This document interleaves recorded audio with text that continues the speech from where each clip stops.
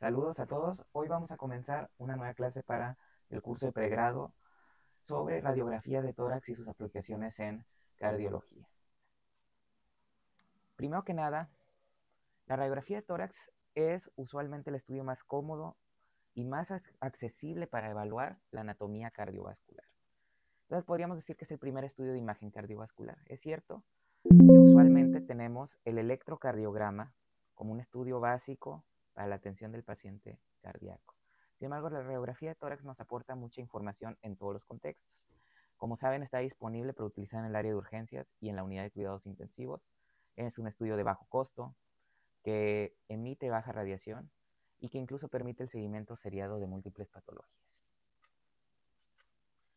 Para esto, la proyección clásica y la más importante es la proyección póstero-anterior. La proyección póstero-anterior y la proyección lateral son las más descritas en muchos de los libros. Sin embargo, la que más vamos a utilizar y la que más utilizamos clínicamente es la proyección póstero-anterior. La proyección lateral es importante y sí nos aporta mucha información. Y hace muchos años era también muy generalizada la famosa serie cardíaca, o serie radiográfica cardíaca, que consistía en realizar una proyección póstero-anterior, oblicuo anterior izquierda y oblicuo anterior derecha. Aunque esto sí nos aporta mucha información anatómica, ya no está tan generalizado su uso, además de que ha sido desplazado en muchos sentidos por otras técnicas de imagen cardiovascular, principalmente el ecocardiograma. En la unidad de cuidados intensivos tenemos las radiografías portátiles.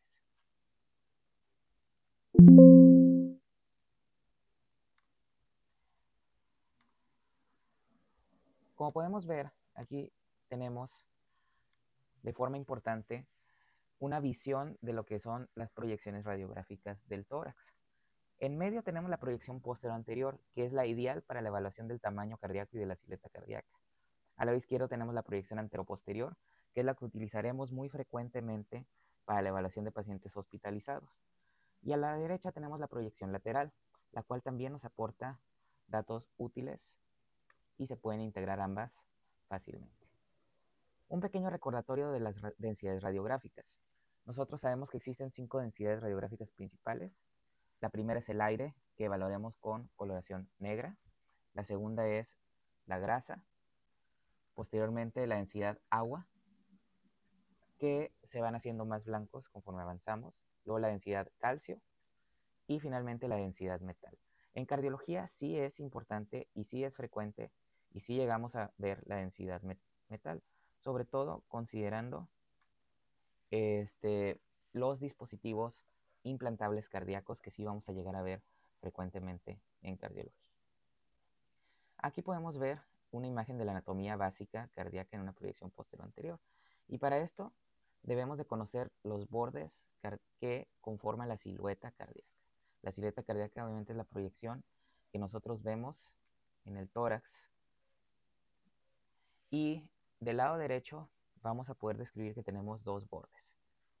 El superior es el de la vena cava superior y el borde cardíaco derecho inferior es el de la aurícula derecha.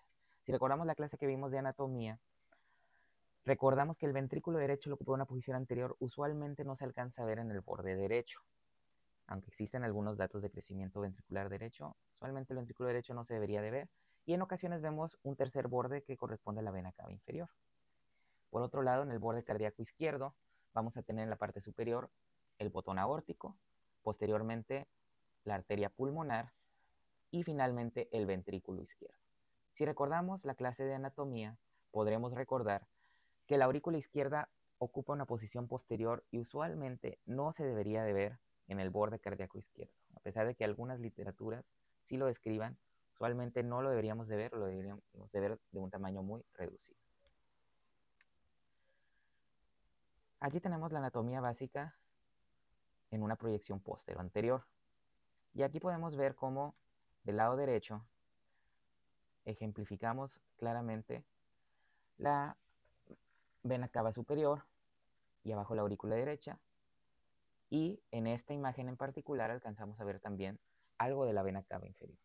Del lado izquierdo tenemos el botón aórtico, tenemos la arteria pulmonar y posteriormente tenemos el ventrículo izquierdo, a pesar de que aquí nos describan, y sí nos describen, un pequeño borde que correspondería a la aurícula izquierda, que si somos muy estrictos realmente no es tan distinguible del ventrículo izquierdo. En ocasiones la grasa pericárdica puede aumentarnos un poquito la silueta cardíaca, como podemos ver ejemplificado en esta imagen, y podemos llegar también a ver los pulmones.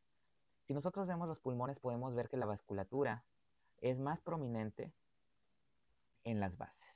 Usualmente no deberíamos de ver la vasculatura en los ápices de los campos pulmonares, sino más bien en las bases. La presencia de redistribución cefálica de flujo, que sería la prominencia del flujo en los ápices, es un dato de hipertensión venocapilar pulmonar. La exposición de la radiografía, la rotación y la inclinación sí nos pueden generar diversas variaciones. Por ejemplo, una sobreexposición puede hacer más visibles la trama broncovascular y al contrario, una exposición reducida pues puede generar una disminución de estos valores. Ahora continuamos con la parte lateral. En la radiografía lateral podemos ver que en la parte posterior tendríamos la representación de la aurícula izquierda y el ventrículo izquierdo. Podemos llegar a ver algo de la vena cava inferior. Y esto se va a observar en la parte posterior.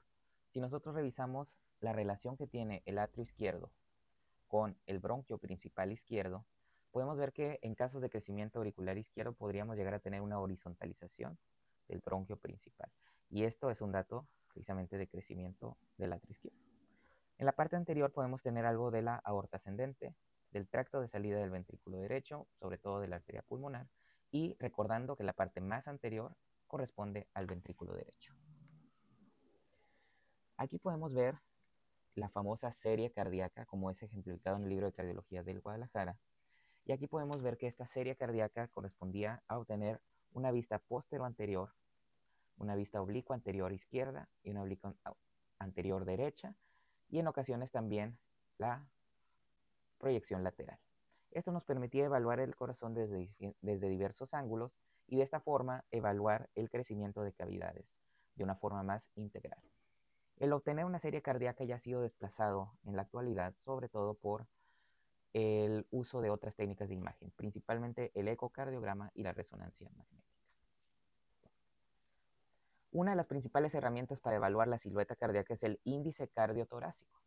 El índice cardiotorácico nos permite estimar la presencia de cardiomegalia y de esta forma tenemos también una clasificación en grados de crecimiento. Para la evaluación fiable de cardiomegalia tenemos que considerar que la proyección debe de ser postero-anterior en inspiración, es decir, la tele de tórax. Las proyecciones antero-posteriores en la mayoría de los casos sobreestiman el tamaño cardíaco, aunque nos pueden dar una buena idea, sobre todo en contextos agudos hospitalarios. Lo normal es que la silueta cardíaca represente menos del 50% del diámetro lateral del tórax. Como podemos ver, para esto vamos a trazar una línea media a través de las apófisis espinosas de la columna vertebral. Y de ahí vamos a trazar una primera línea, la línea A, que va desde esta línea media hasta la parte más externa del borde cardíaco derecho. La línea B va desde la línea media hasta la parte más externa del borde cardíaco izquierdo. Y la suma del A más B pues nos da la suma de lo que representa la silueta cardíaca en el centro. Esto se va a dividir entre la línea C, que va desde los bordes más externos de ambos campos pulmonares por encima del diafragma. Y la suma del A más B entre C nos va a dar un índice llamado índice cardiotorácico. Como ya mencioné, lo normal es un índice cardíaco menor de 0.5. Más de 0.5 se considera como cardiomegalia y vamos a tener que existen 4 grados diferentes. El grado 1, que va de 0.51 a 0.54, el grado 2, que va desde 0.55 a 0.59, el grado 3, que va desde 0.6 a 0.64, y el grado 4, que va desde 0.65 o más. En ocasiones también tenemos la estimación cualitativa, donde consideramos que la cardiomegalia grado 4 es aquella en la que el corazón toca la pared del tórax en la radiografía. Esto es útil, sin embargo debemos de tomar en cuenta errores frecuentes en la técnica como la rotación o la inclinación. La cardiomegalia, como podemos ver aquí, puede llegar en ocasiones a apreciarse de forma franca y de forma visual cualitativa, como vemos en este ejemplo. Pero acá tenemos también el ejemplo que en teoría deberíamos de realizar, que es la medición de la silueta cardíaca y del índice cardiotorácico. que como ya mencionamos, arriba de 0.5 ya se considera como cardiomegalia. La cardiomegalia puede corresponder en muchas ocasiones a crecimiento de una o varias cavidades del corazón. Para este crecimiento principalmente puede ser dependiente del ventrículo izquierdo, aunque también podremos llegar a ver crecimiento de ventrículo derecho o ambas aurículas. El crecimiento es importante valorarlo considerando los bordes cardíacos y considerando otros datos indirectos de crecimiento cardíaco. Por ejemplo, la horizontalización del bronquio izquierdo, tanto en la PA, pero sobre todo en la oblicuo anterior izquierda, sugieren un crecimiento de la aurícula izquierda, que también se puede llegar a ver en la proyección lateral. El crecimiento enfocado en el borde cardíaco derecho con un signo del doble borde pudiera llegar a verse en el crecimiento de cavidades derechas. Y este crecimiento puede corresponder a hipertrofia o a dilatación de cavidades cardíacas. Sin embargo, un signo muy importante es considerar que podemos tener un aparente crecimiento del corazón, una aparente cardiomegalia, pero que no corresponda realmente a un crecimiento cardíaco, sino a la presencia de líquido en el espacio pericárdico, lo cual se llama derrame pericárdico.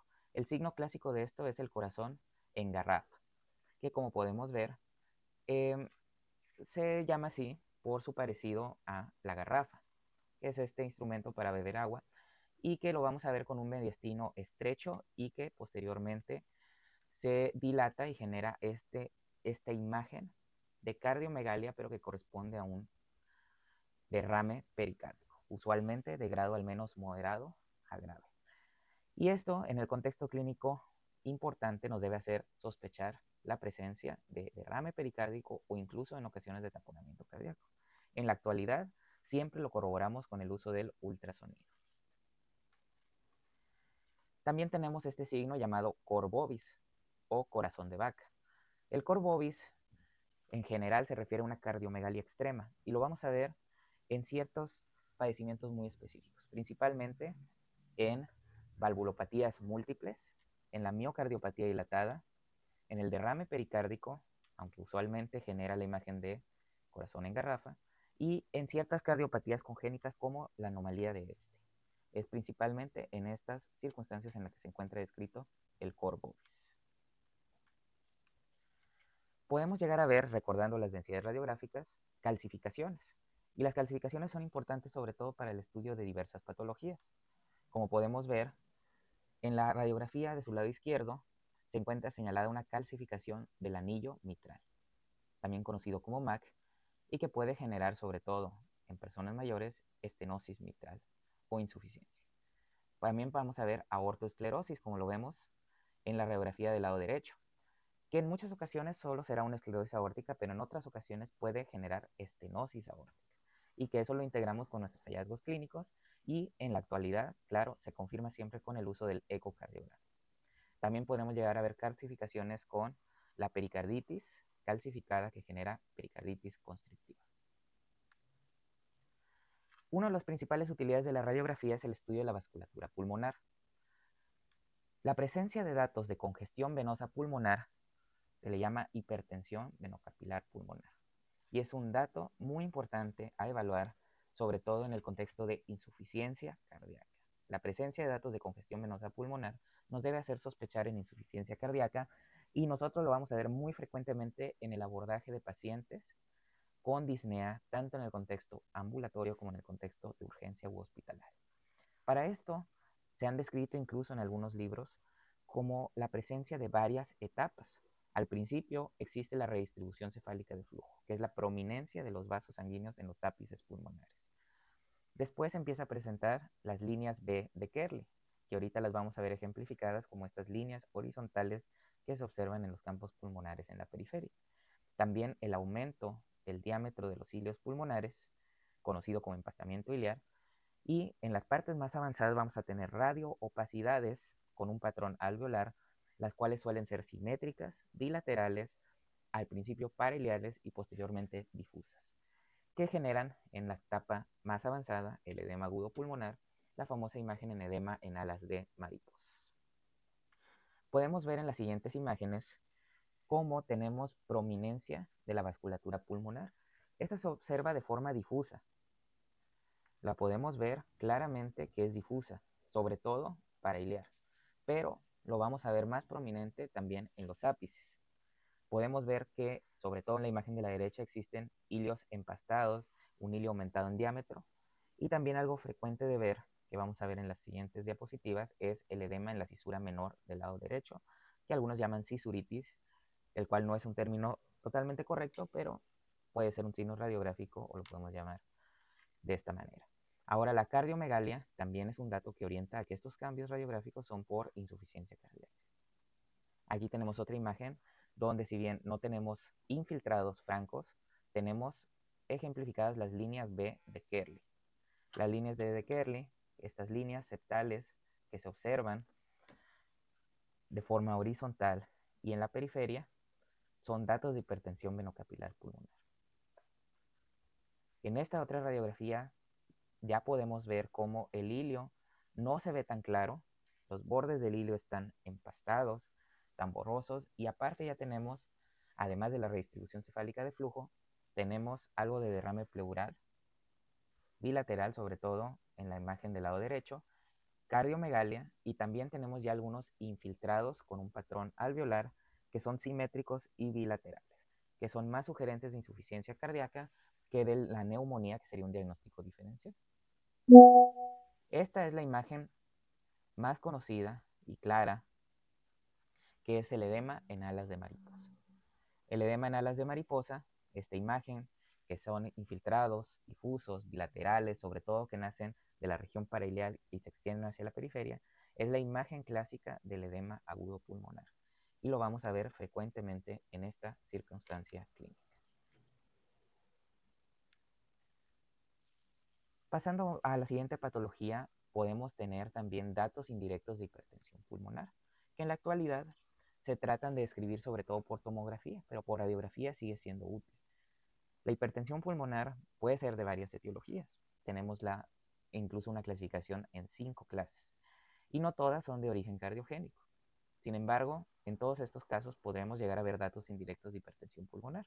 Uno es el aumento del grosor del hilio mayor de 16 o 17 milímetros, como podemos ver en esta imagen. También en el borde cardíaco izquierdo vamos a ver una prominencia de la arteria pulmonar, como lo podemos ver aquí. Y también en ocasiones se ha descrito el índice iliotorácico, que se obtiene de una forma similar al índice cardiotorácico y que tiene un punto de corte distinto. Estos, en la actualidad, ya han sido reemplazados en muchas circunstancias por la tomografía y, claro, por el ecocardiograma. Vamos a poder ver en muchas circunstancias la presencia de marcapasos con cables en 1 o 2 cavidades o incluso en 3, ventrículo derecho y aurícula derecha es lo más común, pero si ven un solo cable en el ventrículo derecho también se ve, o la presencia de 3 cables en los dispositivos de resincronización cardíaca. Vamos a poder ver válvulas protésicas, la presencia de un catéter venoso central en la unión cabo-atrial, la cual es frecuente verlo en hospital, y bueno, diversos dispositivos como los dispositivos de cierre, de asistencia ventricular y el balón intraórtico de contrapulsación. Podemos ver aquí algunos ejemplos donde tenemos del lado izquierdo el generador del marcapasos, y tanto del lado izquierdo como del lado derecho tenemos 2 cables, un cable auricular y un cable ventricular. En la imagen o la variación que vemos en la posición del cable ventricular corresponde a su posición en el septum interventricular, que puede variar, o en ocasiones lo vamos a ver en la punta del ventrículo derecho. En los campos pulmonares, en estas 2 radiografías, claramente podemos ver infiltrados parailiares de predominio en bases, pero también existe redistribución cefálica de flujo, edema en la cisura menor o cisuritis, líneas B de Kerley y cardiomegalia, lo cuales también nos orientan a patología cardiovascular. Un dato importante que vamos a ver cuando veamos cardiopatías congénitas es que las cardiopatías congénitas se pueden dividir en aquellas que generan hiperflujo y aquellas que generan hipoflujo. Por ejemplo, las que generan un shunt con una mayor circulación pulmonar, QPQS, como la comunicación interventricular, interauricular y la persistencia del conducto arterioso generan un hiperflujo pulmonar. Y la radiografía nos puede orientar a eso, como en esta radiografía de un paciente con comunicación interventricular. Por otro lado, hay cardiopatías, sobre todo las cianógenas, pero no todas son cianógenas, que generan una disminución del flujo pulmonar, como en este caso, la prominencia del borde cardíaco izquierdo de la arteria pulmonar, en específico, habla de una estenosis de la arteria pulmonar. Para esto, evidentemente, vamos a integrar datos clínicos, electrocardiográficos y radiográficos y siempre corroborando ya con un ecocardiograma. Hay algunos signos de cardiopatías congénitas que, si bien no son tan frecuentes, son muy preguntados en exámenes y sí, son también relevantes a la hora de evaluación de cardiopatías congénitas, sobre todo en niños, pero también lo llegamos a ver en adultos. Para esto tenemos el signo del 3 y muescas costales o signo de Osler, que se observan en la coartación aórtica. Tenemos el corazón en bota o en zapato sueco que vemos en la tetralogía de Fallot. Tenemos la transposición de grandes vasos que genera el signo del corazón de huevo. En el drenaje venoso pulmonar anómalo total vamos a ver el signo del hombre de nieve. En el drenaje venoso pulmonar anómalo parcial, el signo de la cimitarra, sobre todo hay una variedad en específico que se asocia a este signo. Y en la anomalía de Epstein vamos a ver una cardiomegalia extrema que se ha descrito como el signo del corazón en caja. Vamos a ver, como vemos aquí, algunos ejemplos. Aquí tenemos el corazón en zapato sueco, clásico de la tetralogía de Fallot. Acá tenemos el signo del hombre de nieve, que se observa en el drenaje venoso pulmonar anómalo total. Acá tenemos el signo del corazón de huevo, que se observa en la transposición de grandes vasos. Tenemos el corazón en caja de la anomalía de Epstein, que como vemos es una cardiomegalia extrema, corbovis. El signo de la cimitarra, que lo observamos en el drenaje venoso pulmonar anómalo parcial, en el cual vemos esta prominencia que tiene la forma de una cimitarra. Y podemos llegar a ver muescas costales y el signo del 3 en la coartación aórtica, generado por este estrechamiento en la aorta descendente y por la presencia de circulación colateral, el cual hay que tener muy buen ojo para poder identificar. Finalmente, recalcar la utilidad que podemos llegar a considerar de realizar radiografías seriadas, en las cuales siempre debemos comparar con las previas, sobre todo cuando estamos abordando pacientes graves, detectar complicaciones como el edema agudo pulmonar. Puede ser útil en la evaluación de pacientes posoperados de cirugía cardíaca y sobre todo en insuficiencia cardíaca. Es cierto que en la actualidad se prefiere ya el uso de otros métodos de imagen como el ultrasonido de pulmón y la evaluación del corazón definitivamente tiene muchas limitaciones cuando lo tratamos de hacer con una radiografía de tórax. Las alteraciones en las técnicas como la rotación, la inspiración, la exposición nos pueden generar errores, la obesidad también. No valoramos evidentemente alteraciones vasculares de las arterias coronarias y existen algunas variantes anatómicas que pueden ser confusas. Principalmente la anatomía cardíaca en la actualidad, en definitiva, requiere estudios cardiovasculares mucho más específicos como lo es el ecocardiograma. E incluso en la actualidad cada vez se ha llevado más al uso de otras técnicas de imagen avanzada como la tomografía o la resonancia magnética cardíaca. A fin de cuentas, con esto terminamos la clase donde vimos una imagen general del uso de la radiografía de tórax en las patologías cardiovasculares, sobre todo dirigido a estudiantes de medicina. Ya en las siguientes clases veremos otros estudios de imagen complementarios que se utilizan en el área de la cardiología.